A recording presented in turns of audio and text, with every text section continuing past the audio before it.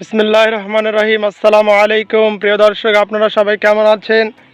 আমি আল্লাহর অশেষ রহমতে ভালো আছি। তো আজকে চলে এসেছি আমাদের রংপুর বিভাগের লালমনিরহাট জেলার পাটগ্রাম উপজেলার শ্রীরামপুর ইউনিয়নের খেংটি গ্রামের বুড়ির বাড়ি নামক মহল্লায়। আজকে আমরা দেখব কিভাবে অর্থকরী ফসল ভুট্টার 20 দিন পরে লাগানোর 20 দিন পরে যে চাষটা দেওয়া হয় সেটা নিয়ে আমরা বিস্তারিত আলোচনা করব। আমাদের ইউটিউব চ্যানেলটি সাবস্ক্রাইব করেননি, সাবস্ক্রাইব করে পাশে থাকা বেল আইকনটিতে ক্লিক করুন এবং আমাদের ফেসবুক পেজে লাইক কমেন্ট ফলো দিয়ে আমাদের সঙ্গেই থাকবেন ইনশাল্লাহ। এবং আমাদের ভিডিওগুলো প্রচারে সবাই বেশি বেশি শেয়ার দিন। আমাদের ভিডিওগুলো যারা শেয়ার দেবেন ভিডিও শেয়ার দেবেন ইনশাল্লাহ। তো শুরু করছি আজকের blog video. Let's start, let's go. প্রিয় দর্শক, আসসালামু আলাইকুম। তো শুরু করছি আমাদের ভুট্টা চাষ নিয়ে ব্লগ ভিডিও।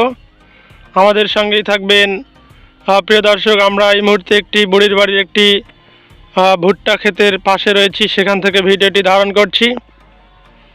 প্রিয় দর্শক, এই মুহূর্তে একজন চাষি সেখানকার জমিটির ভুট্টা চাষ দিচ্ছেন আমরা দেখতে পাচ্ছি। আমরা দেখাবো যে কীভাবে লাঙ্গল দিয়ে গ্রাম বাংলার সেই চিরচেনা প্রাচীন যুগের লাঙ্গল দিয়ে কীভাবে ভুট্টার চাষ দেওয়া হয় এবং কী কী উপকারিতা হয় সব কিছু নিয়ে আমরা ভিডিওটি আলোচনা করব। প্রিয় দর্শক, দেখুন কিভাবে সেই প্রাচীন লাঙ্গল দিয়ে একজন চাষি তার ভুট্টা বাড়ির চাষ দিচ্ছে। তিনি ভিডিও করতে অনিচ্ছুক, তাই আমরা ভিডিও করলাম না। খুব সুন্দর। প্রিয় দর্শক, আপনারা দেখতে পেলেন যে কীভাবে একজন চাষি তার ভুট্টা চাষ করছেন। খুব সুন্দরভাবে ভুট্টা চাষ করছেন। প্রিয় দর্শক, আমাদের গ্রাম বাংলার সেই অপরূপ দৃশ্যগুলো আমি আপনাদেরকে দেখিয়ে থাকি।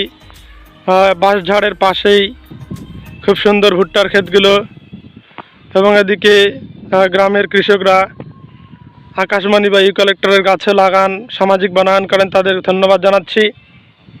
এবং প্রিয় দর্শক, পাশেই আমরা ভুট্টা ক্ষেতের পাশে আরেকজন তামাক ক্ষেত লাগিয়েছেন। মাশাআল্লাহ, খুব সুন্দর। তামাকটাও কিন্তু আমাদের অর্থনীতিকে সজাগ করে। তামাক চাষের মাধ্যমে আমরা লাভবান হতে পারি। আমি আপনাদেরকে সেই তামাকের গাছগুলো দেখাচ্ছি, যেগুলো প্রায় 15-20 দিন আগে লাগানো হয়েছে।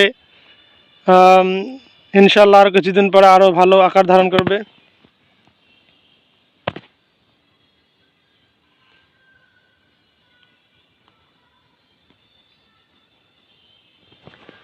প্রিয় দর্শক, তামাক খেতে কিন্তু আমরা আগাছা দেখতে পাচ্ছি। এই যে আগাছাগুলো, এগুলো ধান পড়ে সেগুলো গজিয়েছে, সেগুলো আমাদের অবশ্যই পরিষ্কার করতে হবে। কেননা ভালো ভালো তামাক পেতে হলে সেগুলো পরিষ্কার করতে হবে।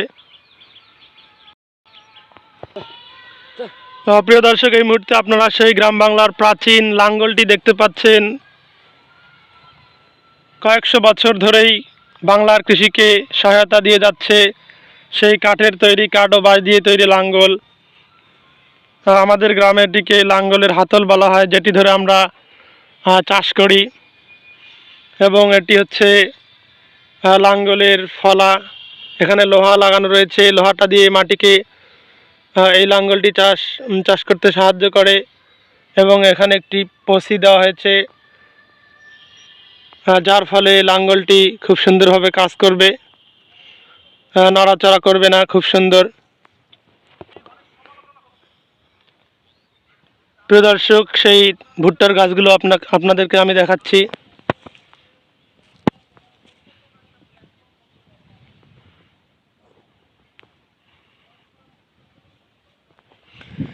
আপনাদের জ্ঞাতার্থে জানিয়ে রাখি যে উত্তরবঙ্গে অর্থাৎ রাজশাহী, রংপুরে প্রথম যিনি ভুট্টার চাষ নিয়ে আসেন মরহুম আবু হেনা এরশাদ হোসেন সাজু, যিনি প্রথম 2003 সালে ভুট্টার আবাদ উত্তরবঙ্গে নিয়ে আসেন।